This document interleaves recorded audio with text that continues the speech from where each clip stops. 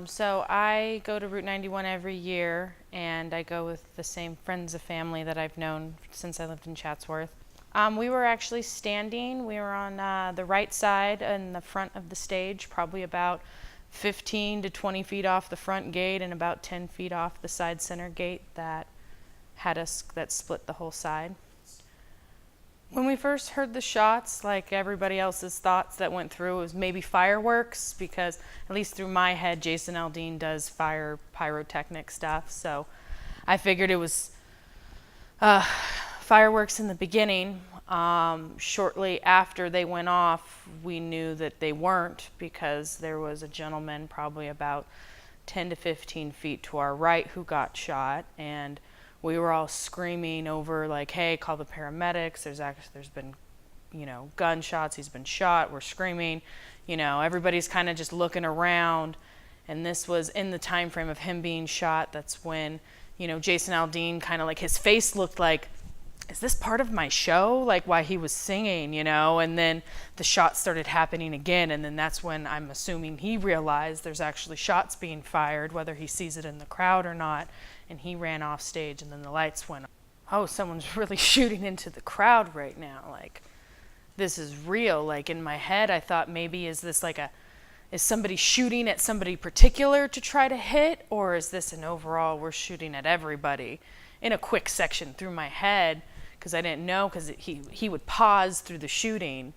Like when the guy was shooting, I can't say his name, but when he would shoot and then he'd pause. So in the beginning, so we didn't really know exactly like if he was going to keep going or if it was going to stop or it was going to keep going. So majority of the time when we were in the front, it was everybody would try to jump down with all of us together and then get back up when it stopped to kind of like move around, look around, see where it's coming from, and then all pile down on each other again.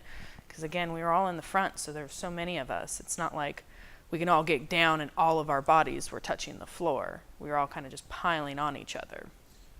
So when people started kind of clearing out and getting out of the way, and there was actually green grass or astroturf and asphalt that we were able to see, we would see gunshots hit the floor and they would bounce down. And so in my head, I assumed that it was coming from above, didn't know where. It wasn't coming straight at us directly. And when that moment happened and it hit the grass a couple feet from my face, I knew that we had to go. So I went and turned. That's when I found Haley in the pile of her friends. Ended up digging, like ripping her out of all of those people, holding her down and telling her and her friend Shane that was with her, when the shooting stops, run. And you can hear people say, stay down, don't move. But in my head, I know that he was shooting down at us, like staying down and not moving is perfect for him to shoot at us in a group of people. So they got up when the shooting stopped. It was a longer pause out of all of the other ones once I rewatched videos, but they went off and they took off running. And at that time I turned around because I had my brother with me, knowing he asked the same, like earlier, he was like, we got to get out of here, not thinking he already got out, ran under the stage and took cover. I started looking for him in the group of people and the piles that we had, because I couldn't find him, and in my heart I couldn't see him, so I didn't know if he was shot or hidden under somebody, but I knew I had to find cover and I'd come back if I can't get a hold of him and call him on our phone. And so by that time I just took off. I lost every inch of every ounce of life in me to leave if my brother was still there, but I had to find cover and get away. And that's when I started taking off, and in that time frame of Haley and Shane already running and me looking, by the time I start running, I probably got about halfway through where the end of the bar was in the center divider, where I went down again and slid, and somewhere in between sliding and going down, I lost my purse. And I remember once the shooting stopped again, because I could hear it hit the bars, that it was around us. Once I got up, I looked for 2 seconds and I was like, it ain't even worth it, run. And so I just kept continuing running until I got to like the food court area where the barbecue was, because it had the metal. And in my head, I only thought, we're all meeting at barbecue, there's metal at the barbecue, we can get down there and collect ourselves. And that's when I ran straight there, and I pulled out my phone, which was on like 2%, and called my brother to see if he'd answer or what. And thank goodness he answered and said, I ran through the stage, I'm running around, meet me where we got dropped off for Route 91. And that was at the Excalibur. So at that time, ran out through the back entrance of the Nashville tent, kept going through the Tropicana across the bridge. He's probably stopped shooting probably by the time I got to the Tropicana. I don't even remember at that time. I just know they were still there when I was leaving. He was still shooting when I was exiting. And met up with my brother, and we ran across. He said, don't go into the casinos. We don't know what else was going on. They might shut everything down, lock everything down. And so he said, let's go, let's run. We got to get out of here. And we started running across the bridge on the Tropicana to get away, and ran through some traffic, and then jumped into a Lyft driver's car, and he took us home. I guess it was still shocking. It was, I went through in a quick amount of time, fear for my life, like this is it, try to run for safety. I'm, losing the fear of my brother. Then I got home. My cousin was there at the concert with her friends. I had family neighbors from my childhood growing up that were there. Everybody's trying to contact each other. Minutes after it happened, I had people calling me, and to say I knew how I felt, I didn't. I was still so shocked that what we went through even happened. Still feared for Haley. She ended up at somebody's house over by Hooters. My other friend Josh and Courtney ended up at MGM. Like, everybody was separated. Somebody was somewhere. We weren't together.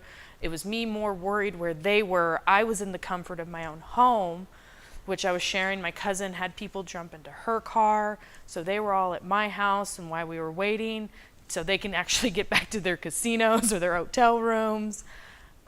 So for us, it was more of a fear of what's going on, how many people were injured, people constantly calling. I don't think I got off the phone until like 8 o'clock the next morning to go to sleep, because you just couldn't. Your adrenaline was just through the roof. For me, I had healing when Courtney and Josh came out from California. They wanted to go to the memorial at Las Vegas and put pieces together for them as well as for me, because I shut myself off of all social media after it happened. So they came out here from Cali, and we went to the memorial, which at the same time I heard that they finished the memorial for it downtown, which we went. It was nice. We put roses on all the crosses. We had a little bit of, for me at least, I had closure, because when we got downtown, they had a Hawaiian ceremony happening. And I grew up for a few years in Hawaii, and then went back again in high school. So watching, a Hawaiian ceremony be put together was really nice. All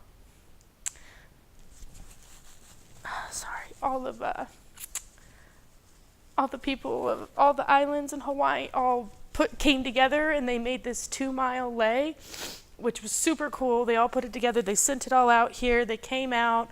They did a ceremony all the way at Las Vegas. They laid them all across the crosses, and then they came down to the one downtown and had people who weren't involved with the prayer of the lei and laying it.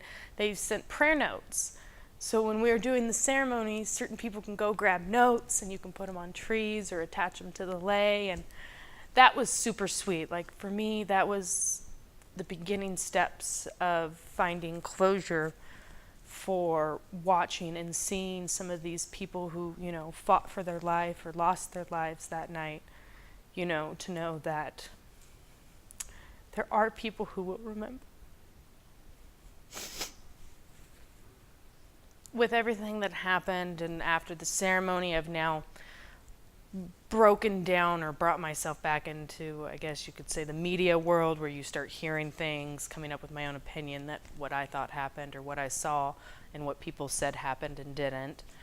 I needed therapy. I needed to talk to somebody, because I was getting angry without even noticing, just snapping. And so one of the therapists at Bridge Counseling, because they're doing it free for anybody down there right now. He was like, what would make you happy? And I was like, you know what? A horse would. I'd love to get on a horse and just ride in a field and get out of there.